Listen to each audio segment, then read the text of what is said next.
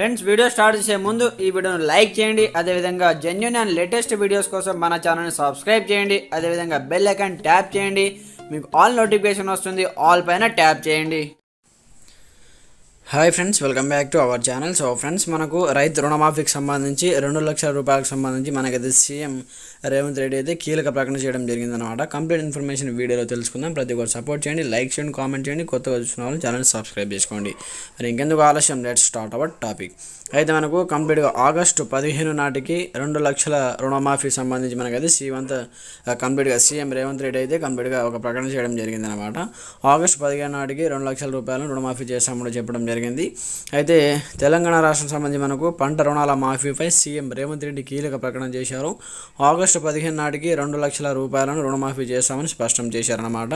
ఏకకాలంలో ఒకేసారి 2 లక్షల రుణాలను మాఫీ చేస్తామని, ఈ విషయంలో వెనక్కి తగ్గేది లేదని తేల్చి చెప్పారంటూ కూడా ఇక్కడ చూసుకోవచ్చు. ప్రస్తుతం మనకు ఎన్నికల కోడ్ ఉన్నందున రుణాలు మాఫీ చేయలేదని తెలిపారు. ఇక వడ్లకు 500 రూపాయలు బోనస్ ఇచ్చి ప్రతి గింజ కొనుగోలు చేస్తామని చెప్పారు.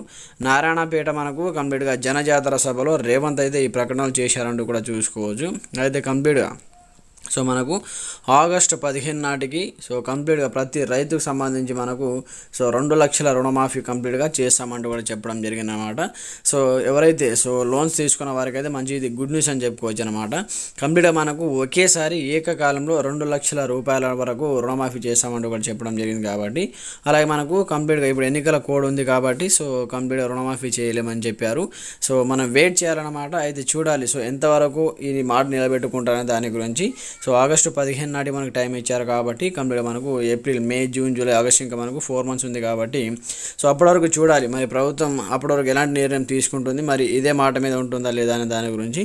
ప్రతి ఒక్కరు మీ యొక్క అభిప్రాయం కూడా కామెంట్ సెక్షన్లో తెలియజేయండి. ప్రతి ఒక్కరు సపోర్ట్ చేయండి, లైక్ చేయండి, ఛానల్ సబ్స్క్రైబ్ చేసుకోండి. Thanks for watching this video. జై హింద్.